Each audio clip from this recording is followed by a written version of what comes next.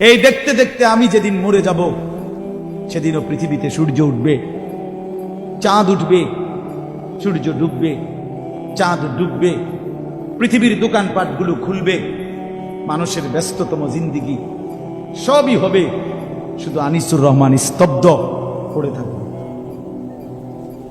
শুধু আনিসুর রহমানেরই হাত নড়বে না, পাও নড়বে না, চোখ নড়বে না, শুধু আমারই কোনো স্পন্দন থাকবে না, আর বাকি পৃথিবী ঠিকই চলমান।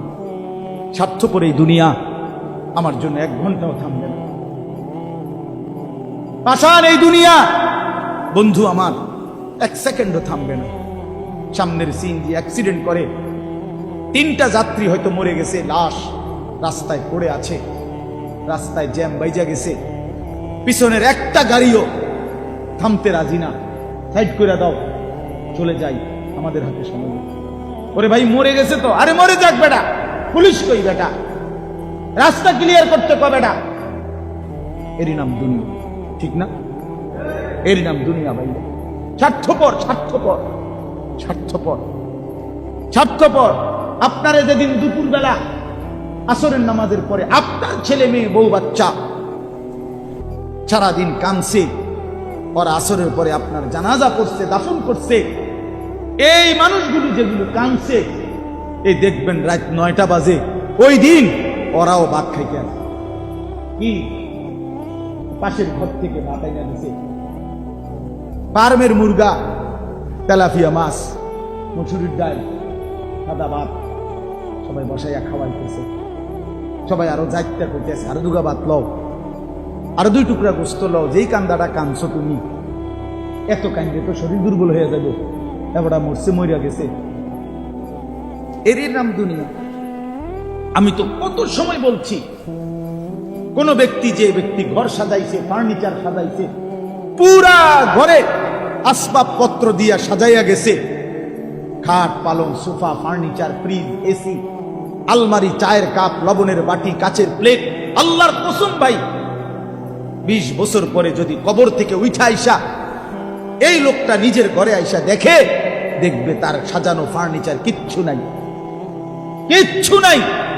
যদি জিজ্ঞেস করে ছেলে নাতিকে, এই বাপ আমার বানানো সেই মালগুলো, সামানাগুলো, ফার্নিচারগুলো কই, ছেলে বা নাতি বলবে দাদা অথবা বাবা এগুলো পুরান হয়ে গেছে, এই মডেল আর এখন চলে না, এই জন্য এগুলো ফেলে দিছি 5-7 বছর আগে, আপনি আইবেন জানলে তো রাখতে দিলাম।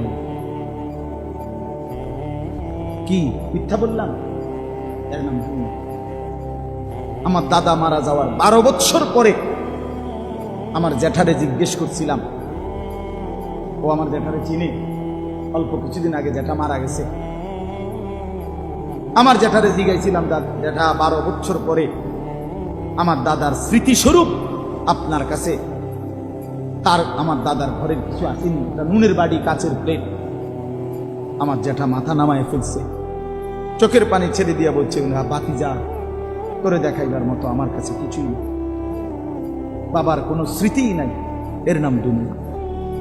ওমাল হায়াতুদ দুনিয়া ইল্লা মাতাউল গুরুর। আল্লাহ বলে, বান্দা দুনিয়ার জীবন শুধুই ধোঁকা, শুধুই ধোঁকা। ফামা মাতাউল হায়াতিদ দুনিয়া ফিল আখিরাতি ইল্লা কলিল। আল্লাহ বলে, আখিরাতের তুলনায় দুনিয়ার জীবন একদমই সামান্য। ওমা হাদিহিল হায়াতুদ দুনিয়া ইল্লা লাহবু ওয়া লাইব।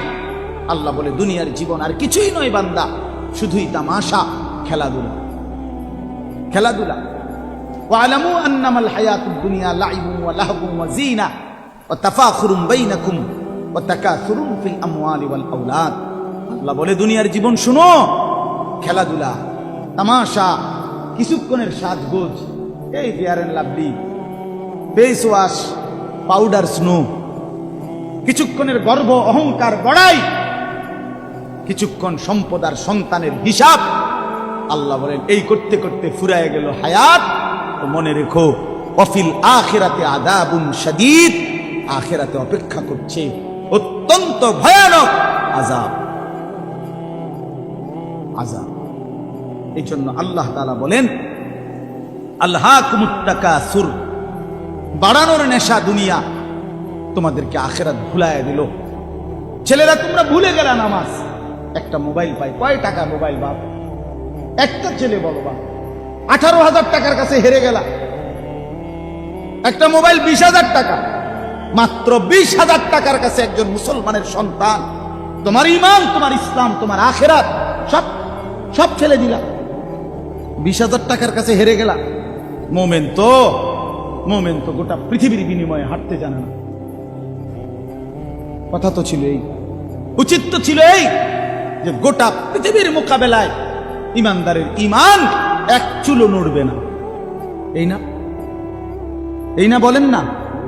কোরআন শরীফে আছে মাত্র 1 মিনিট আগে ইমানদার হইছে ওই যে মুসা নবীর আমলের জাদুকররা যখন জাদুর খেলা দেখাইল, তখন মুসা আলাইহিস সালামের হাতের লাঠির যে সাপ, এটা তাদের সবগুলো রশিদ সাপ কি করে ফেলছে, গিলা ফেলছে না? এটা জানেননি আপনারা? তো পরে কি হয়েছে? জাদুকররা কি করছে বলেন না? 70,000 জাদুকর তৎক্ষণাৎ সেজদা দিয়া কালেমা পড়ে মুসলমান হয়ে গেছে। আমান্না বিরব্বিল আলামিন, রব্বুল আলামিনের উপরে ঈমান আনছে। এই মাত্র মুসলমান ঈমানদার হইছে, এই মাত্র। ফেরাউন সাথে সাথে বলছে, তোমরা আমার অনুমতি ছাড়া মুসার কালেমা গ্রহণ করলা, লা উসাল্লিবান্নাকুম ফি জুযুইন নাখলি, খেজুর গাছের ডালের মধ্যে তোমরা টাঙ্গাইয়া আমি হত্যা করব, তোমাদেরকে নির্মম শাস্তি দেব যদি তোমরা ফিরে না আসো। তখন এই 70,000 জাদুকর, আল্লাহর কসম, কোরআন শরীফে আছে বন্ধু, এই 1 মিনিটে 10 মিনিটে ঈমান তাদের এত মজবুত হইছে, এত কঠিন হইছে যে এরা বলল ফেরাউনের দিকে তাকাইয়া, ফাকদি মা আনতা কাদিন ইন্নামা তাকদি হাদিহিল হায়াতিদ দুনিয়া। ফেরাউন, তোমার যা মন চাই তুমি তাই করো, এই দেহের উপরে কাইটা বুটি বুটি করে ফেলো, টুকরা টুকরা করে ফেলো। মনে রেখো, যাই তুমি করতে পারো তা কেবল দুনিয়ার এই শরীরটার উপরেই করতে পারবা। একটু পরে যখন রূহ চলে যাবে তৎক্ষণাৎ মাওলার জান্নাতে ঢুকে যাবে।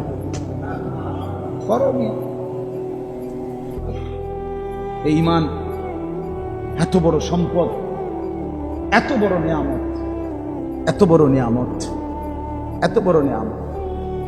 ফেরাউন হযরতে আসিয়াকে,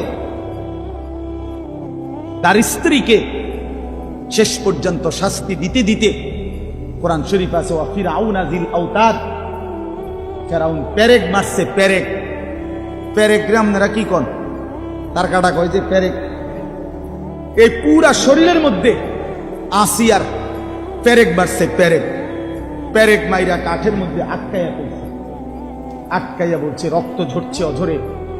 ফেরাউন বলছে, আসিয়া এই শেষবারের মতো বলছি, ঈমান ছেড়ে দে, মুসার কালেমা ছেড়ে দে। আল্লাহর কসম, তাফসীরের মধ্যে আছে হযরতে আসিয়া বলছে, ফেরাউন, রাজপ্রাসাদ ছেড়ে দেওয়া যায়, রানীর মর্যাদা ছেড়ে দেওয়া যায়, তোমার মতো বেটার স্ত্রী হওয়া ছেড়ে দেওয়া যায়, গোটা পৃথিবীর সব সম্মান মর্যাদা ছেড়ে দেওয়া যায়, কলিজার ভিতরে যে ঈমান বসছে সেই ঈমান ছেড়ে দেওয়া যায় না। তুমি জানো না ঈমান কি বড় সম্পদ, আখিরাত কি বড় সম্পদ। শেষ পর্যন্ত ফেরাউন বলছে আসিয়াকে এই জীবিত এই অবস্থায় রাইখা, তাফসীরের মধ্যে আছে ফেরাউন তার সৈন্যদেরকে বলছে, তাকে চামড়া এই জীবিত রাইখা ছিঁড়ে ফেলো, জীবিত রাইখা কাটো, চামড়া ছিল, ছাগলের চামড়া, গরুর চামড়া যেমন ছিলে এভাবে ছিলতে শুরু করো।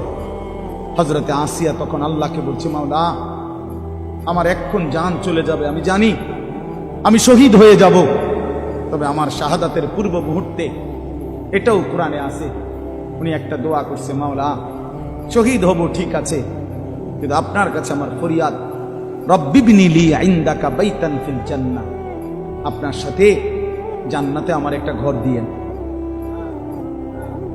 আমি আপনার সাথে, এটা মহব্বতের কথা, আপনার সাথে জান্নাতে একটা ঘর পেতে চাই। ওয়া নাজ্জিনি মিন ফিরআউনা ওয়া আমালিহি, ফেরাউন আর তার সমস্ত কুফরি কর্মকাণ্ড থেকে আপনি আমাকে রক্ষা করেন। আমারে রক্ষা করেন, ওয়ানাজ্জিনি মিনাল কওমিজ জালিমিন, জালেম সম্প্রদায় থেকে আমাকে রক্ষা করেন। আমি জীবন দিয়ে দিতে চাই, কিন্তু আপনার পাশে জান্নাতে একটা ঘর চাই। আল্লাহ তাআলা বলছে, জিব্রাইল যাও আমার আসিয়ার সামনে তার জান্নাতের ঘরটা ধরো। জান্নাতের ঘরটা দেখতে দেখতে আমার আসিয়া জীবন দিয়ে শহীদ হয়ে আমার কাছে চলে আসুক। এই জন্য বাপ, আখিরাত না ছাড়া, আল্লাহকে না ভুলা, আল্লাহকে না ভুলা, আল্লাহকে না ভুলা, আখিরাত হারাইলে সব হারাইলাম, আল্লাহকে হারাইলে সব হারাইলাম। ও দুনিয়া এগুলো কিচ্ছু না দোস্ত, ওইসব চাকরি বাকরি কিচ্ছু না, ওই সরকারি চাকরি বেসরকারি চাকরি তো কিচ্ছুই না, কিচ্ছুই না। রিজিক আসমানওয়ালা দেয়। কে দেয় বলেন না? হ্যাঁ, এমপিওভুক্ত চাকরি এটা কোনো বিষয় না, রিজিক আসমানে। কোরআন শরীফের আয়াত তোমারে দেখাই, ওয়াফিস সামাই রিজকুকুম ওয়া মা তুআদুন, ওয়াফিস সামাই ওয়াফিস সামাই ওয়াফিস সামাই রিজকুকুম। কি বলো আমরা? শোনো, কোরআনে আল্লাহ বলছে, আল্লাহ বলছে আসমানে তোমাদের রিজিক, আসমানে তোমাদের রিজিক, আসমানে তোমাদের রিজিক। এমপিওভুক্তি চাকরির মধ্যে না। আনিসুর রহমান 9 বছর এমপিওভুক্তি চাকরি ছেড়ে দিছে। রব্বে কাবার কসম, এক লোকমা ভাতের অভাবে মরে নাই। মোতালেবও মরবে না ইনশাআল্লাহ, মোতালেব হোসেন সালিহিও মরবে না, মরবে না, মরবে না বললাম। ইজ্জতের রিজিক আল্লাহ তাআলা দেবে। তাকওয়ার মধ্যে রিজিক, হকের মধ্যে রিজিক, আল্লাহর গোলামির মধ্যেই রিজিক আছে, কোনো সমস্যা নেই। আসমানওয়ালা রাজি তো সব রাজি। जो तू मेरा तो सब मेरा, फलक मेरा जमी मेरी। যখন আল্লাহ আমার, সব আমার, আসমানও আমার, জমিনও আমার। अगर एक तो नहीं मेरा तो कोई शै नहीं मेरी। যদি আল্লাহ আমার না হয় তো আমার কিচ্ছু নাই। সব হারিয়ে কাকে পেতে চাই বলেন না? সবাই বলেন আল্লাহকে, আল্লাহকে, আল্লাহকে, আল্লাহকে, আল্লাহকে। যুবক ফিরে আসো ভাইয়া, যুবক নষ্ট হইও না, চরিত্রহীন হইও না। মনে রাখো বাপ, আমি বারবার এই কথা বলতেছিলাম, অসংখ্যবার বলছি গত কিছুদিন আগেও, যে ফিলিস্তিনের মুসলমান আজীবন রক্ত দিবে আর তুমি আজীবন মোবাইল টিপবা। তুমি কি ভাবছো? রোহিঙ্গা মুসলমান আজীবন জীবন দিবে, তুমি মুসলমান জীবনে আর নির্যাতিত হবা না।